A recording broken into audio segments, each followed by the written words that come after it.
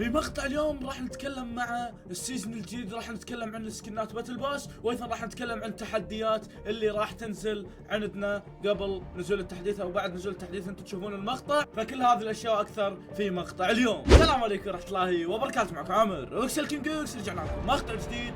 مقطع اليوم جدا قوي. مقطع اليوم بعنوان المقطع او صورة المقطع كل شيء واضح. يعني قبل ان نبدا صلوا على النبي، اللهم صل وسلم على سيدنا محمد، وحط لايك واشترك بالقناه اذا ما انت مشترك. كود الايتم شوف الله يسعد كل شخص يستخدمه. ما عليكم من الخلفيه. وبس خلونا نبدا مقطع اليوم. ليتس جو.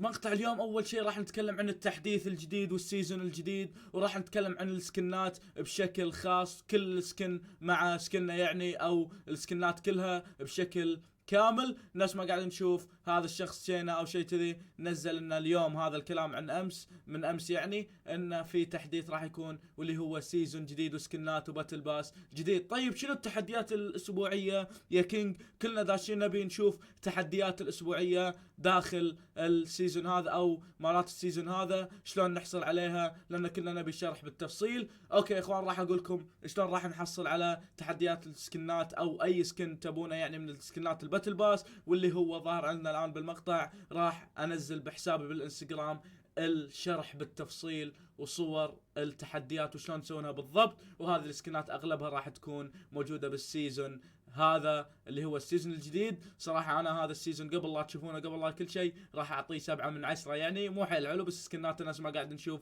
سكنات اسطوريه. ونرجع لموضوع التحديات، راح انزل بالانستغرام التحديات بشكل خاص بالستوري مال الانستغرام، رابط الانستغرام تحت. هذه كل الاغراض اللي راح تكون معانا بالسيزون هذا، والسكنات ايضا.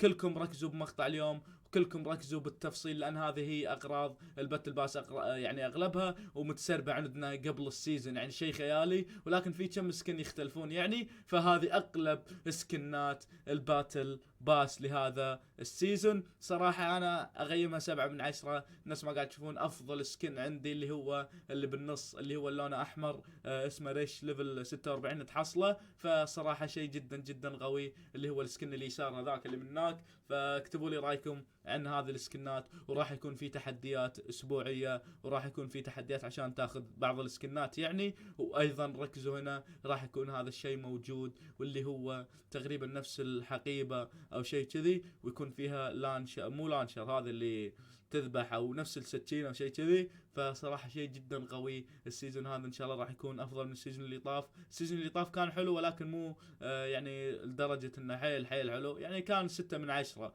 فهذا السيزون على كلام المسربين وعلى الكلام اللي قاعد نشوفه، او مو الكلام، الشيء اللي قاعد نشوفه بالواقع، افضل من السيزون اللي طاف. فاكتبوا لي رايكم عن هذا السيزون، اكتبوا لي شنو الاشياء اللي راح تسوون. عندي تنويه بسيط للاشخاص اللي بيشترون الباتل باس، يعني ما فيها مشكله اذا استخدمت كود الايتم شوب، راح يدعمني بشيء كبير. كود الايتم شوب الان ظاهر لكم، فاتمنى انكم تستخدمونه. نفس ما قاعد تشوفون هذا من تسريبات احد المسربين الفيديو، والان نزل سكن مشابه له داخل السيزون. وايضا لو نلاحظ بهذا العرض او المقطع التشويقي، في اشياء جديده نفس السكن، وايضا السلاح او الحقيبه اللي تكلمت لكم عنها موجوده داخل المقطع. كل شيء بمقطع اليوم راح نتكلم عنه بالتفصيل، كل شيء واضح بعنوان المقطع او داخل المقطع. حتى يعني اشياء جديده، ومنطقه اسمها منطقه اليابان او شيء كذي، منطقه تكنولوجيه جديده راح تكون معانا بالسيزون هذا. كلكم ما ادري متى تشوفون المقطع، هل بعد السيزون يعني بعد ما ينزل التحديث ولا قبل؟ فالمتوقع انه راح يتاخر حيل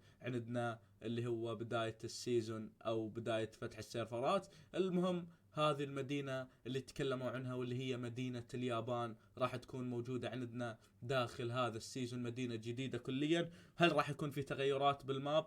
راح نشوف في تغيرات. كثير منكم النت عنده بطيء وما يقدر يلعب اللعبة لفترة، يعني في ناس لعب بالليل، في ناس لعب بالليل، وفي ناس لعب باكر الصبح عشان يخلص تحديثه، لان التحديث شوي كبير. فهذه الاسكنات اللي راح تكون عندنا، هذا السكن حق معرقين، نفس يشبه سكن الارنوب قبل تذكرونه، لكن هذا السكن موجود ومتواجد عندنا بسكنات الباتل باس. كان باك جراوند او باك جراوند اللي هي خلفية شاشة يعني، فصار عندنا معانا بالسكنات الرسمية داخل الموسم او السيزون هذا. طيب يا كينج، شنو عندك اكثر من هذا الكلام؟ هل راح نتكلم اكثر؟ راح نشوف اشياء اكثر؟ اي نعم. ركزوا يا اخوان بالسهم اللي قاعد اخليه بالمقطع. ليش؟ لان هذه الاشياء كلها، حتى مكان لنزول الهليكوبتر موجود، وايضا مدينة اليابانية او المدينة اليابانية راح تكون شيء جدا حلو وكل الناس تتكلم عنه، وهذا يعني مكانها راح يكون. فالناس ما قاعد تشوفون راح يكون في تغير بوسط الخريطة بنص الماب. صراحة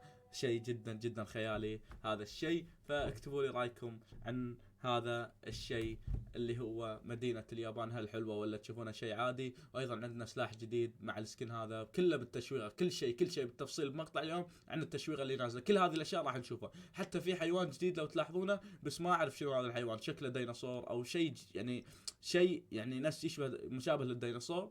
فما ادري صراحة هل راح نشوف اشياء اكثر.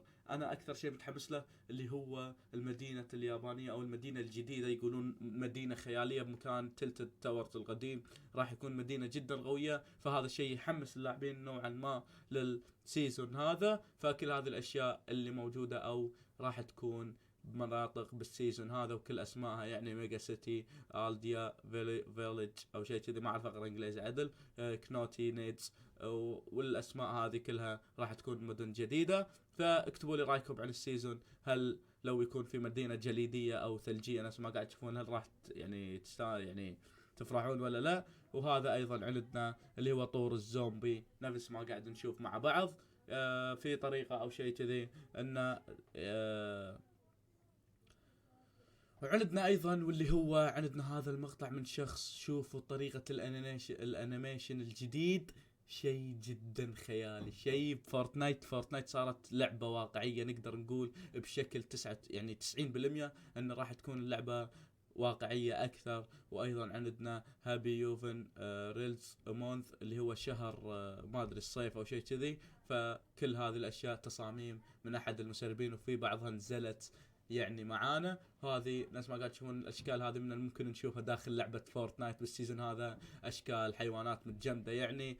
فاكتبوا لي رايكم عن هذا الشيء. وايضا راح يكون عندنا احتمال ان تشتري، عندنا شكل سكار، في ناس يقولون ان ممكن هذه الاشياء تقدر تشتريها في بوكس مع السيزون هذا، واللي هو سلسلة او شيء كذي فيها صندوق او صراحة شيء حلو وشيء جديد بالسيزون. فاكتبوا لي رايكم عن هذا السيزون. وايضا راح يكون في تغير باص اللي رجع اخوياك، يعني راح يكون في تغير بسيط بس ما نعرف شنو هو التغير.